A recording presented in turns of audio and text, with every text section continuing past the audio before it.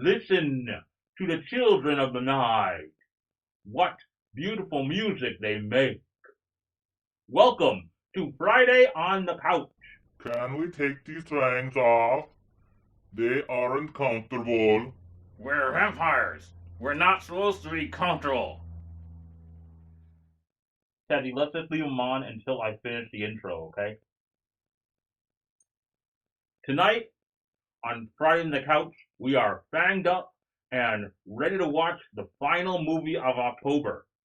And we've been holding this one in our back pocket for a couple of weeks now, since we thought it would make a nice, scary movie to head into the Halloween weekend. This week, we are on the couch with Vampires versus the Bronx. Turns out we should have watched this ahead of time because it was not what we thought it was going to be. If you know the name of the movie you'd like to see, press 1 now. For a list of movies in your area, press 2 now. To get reviews from Friday on the Couch, press 3 now. In a world with unlimited choices, but limited time, 3 friends have come thumbs in hand to show the way. Have a seat, kick off your shoes, and join them for Friday on the Couch. Rather than successes, some assembly required. Do not tread the toe.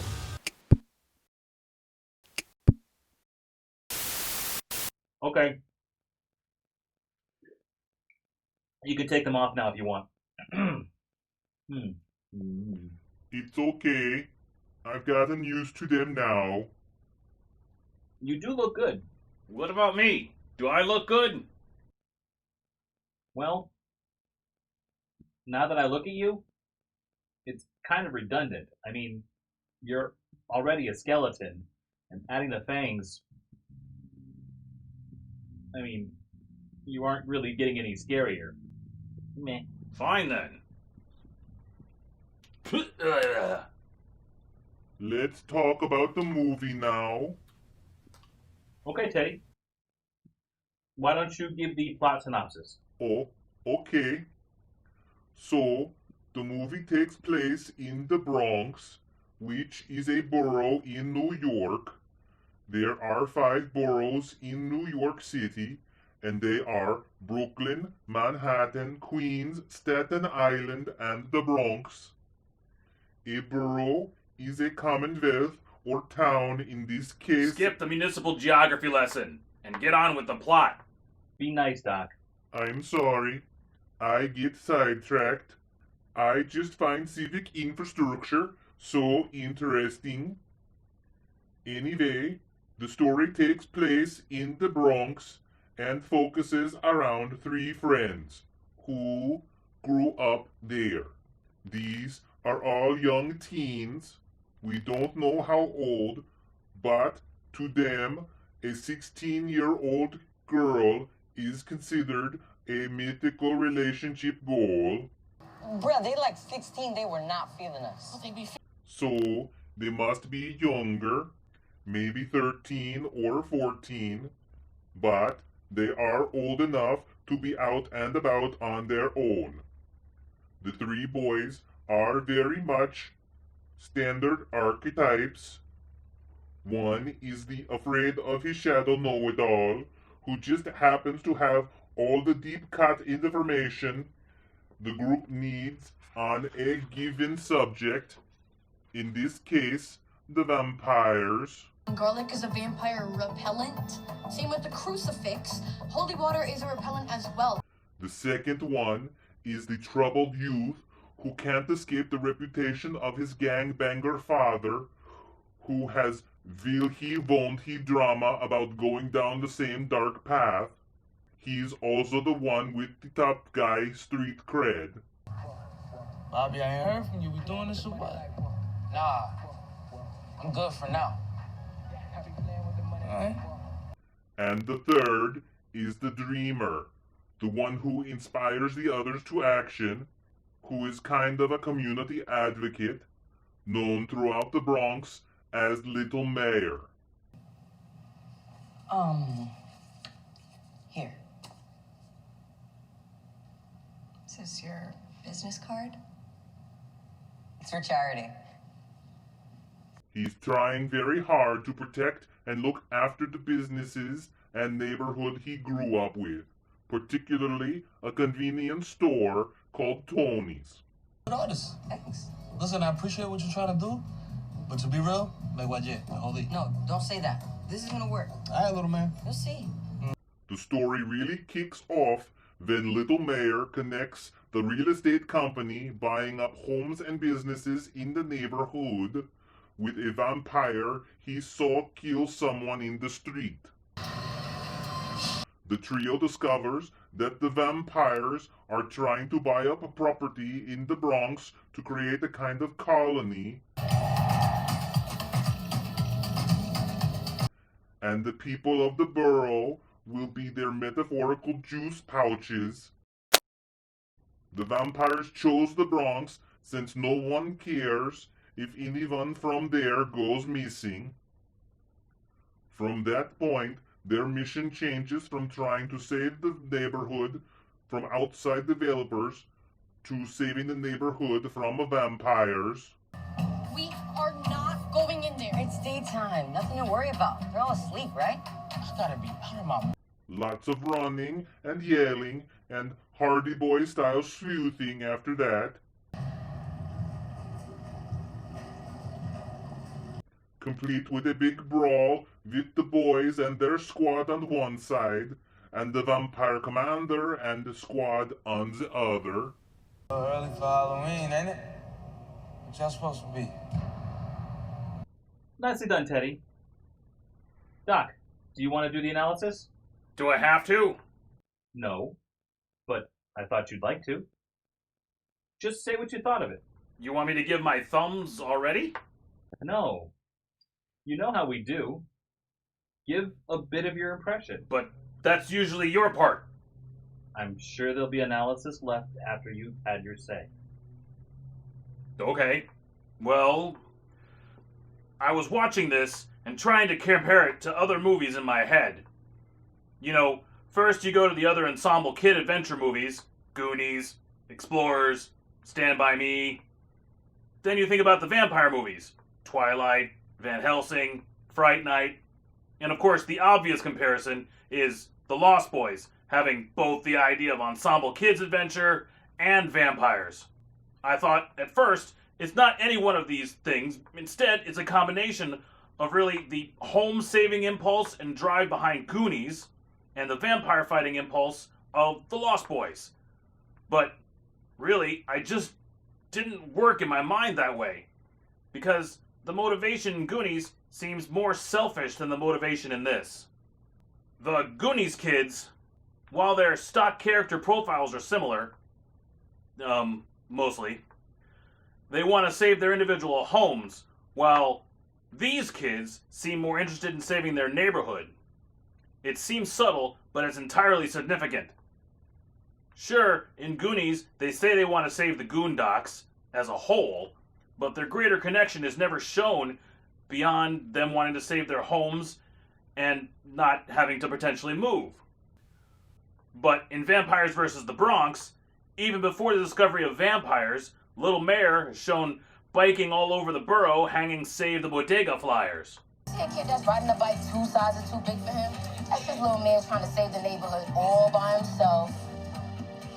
His outreach seems external, while the Goonies is internal. And as for comparing this to The Lost Boys, it just doesn't have the menace that that movie does. That movie is visceral and violent.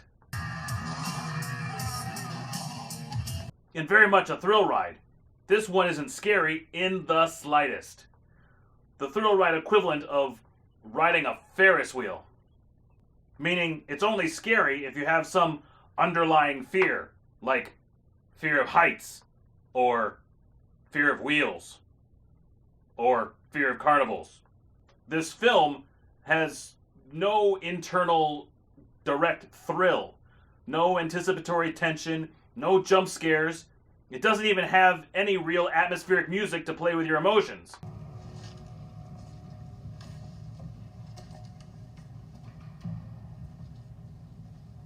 Not that any of that is inherently bad, just that this is nothing like The Lost Boys. This movie has no blood. All the bites are hidden by camera angles or distance. Even the makeup isn't that frightening.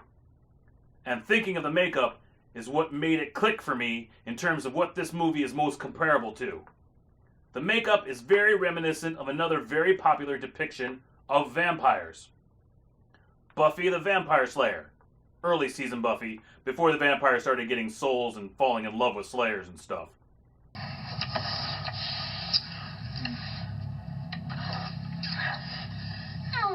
The more I thought about it, the more I realized this movie very much reminded me of an episode of Buffy, with its urban setting,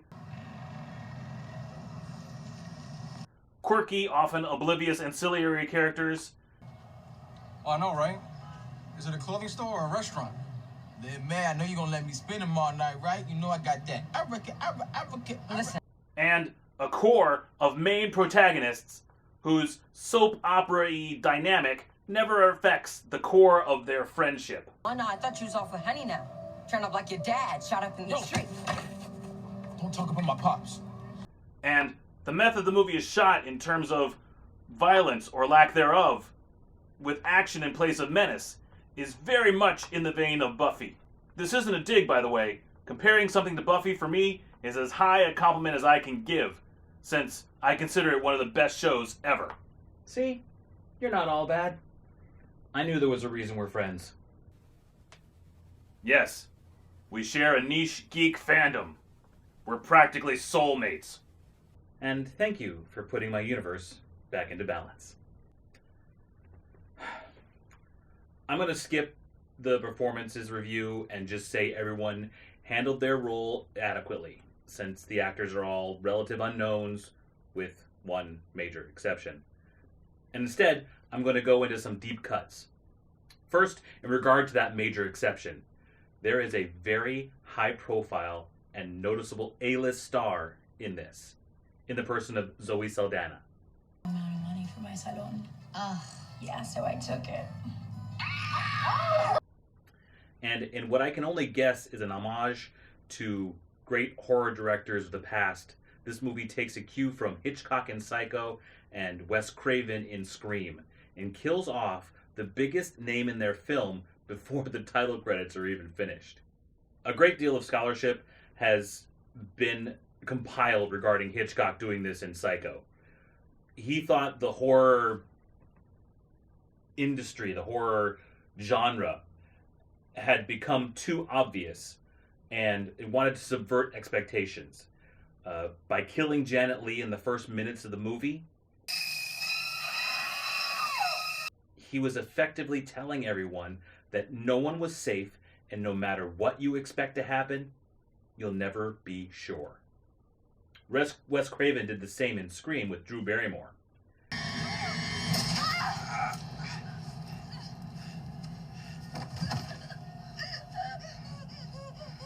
And now, Oz Rodriguez has added to that tradition in this film.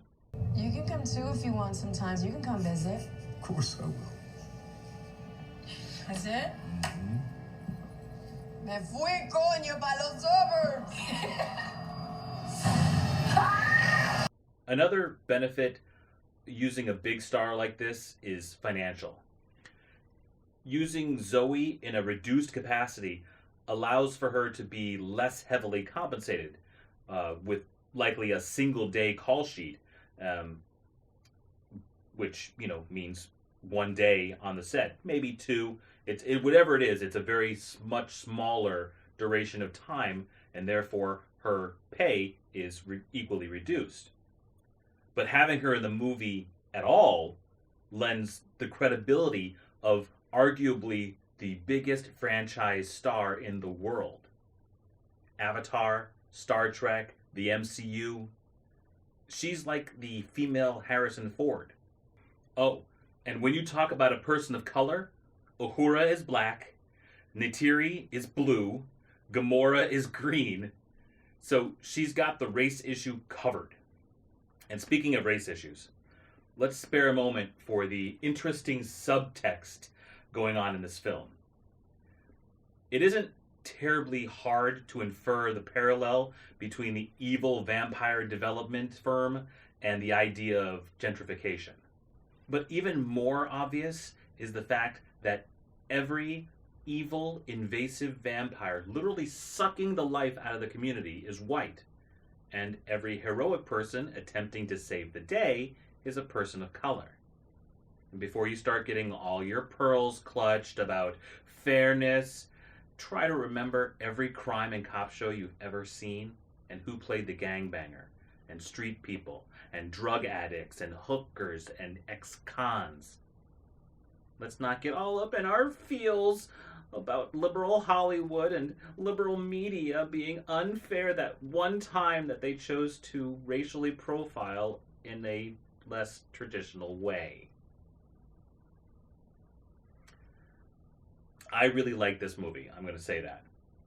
But I'm tempted to knock it down one thumb because it wasn't scary. It really could have been. And all it would have taken is a bit less revealing editing, having the shadows a little bit more pronounced and, cutting this from there. Don't show this angle as much. Don't show that much. It could have had a more tense musical score and a bit more gore, more blood, more, direct violence.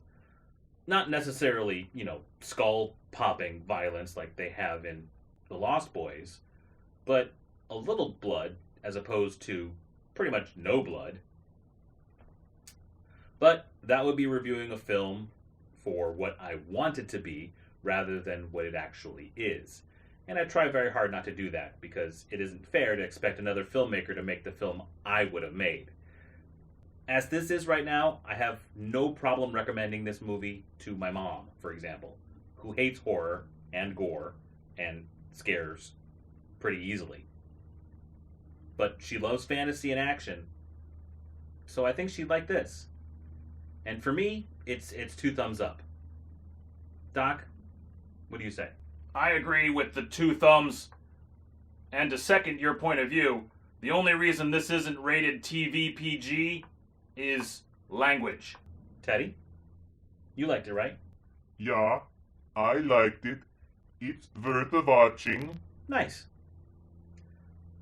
This is a 6 thumber, which means making all arrangement and all haste to go out and see this right away. All right, everyone. Thanks for joining us this week on the couch. And as usual, please like, share, subscribe, follow, comment, and, hit the bell. We will see you right here again next week. Have a great today, tonight, and tomorrow. Bye.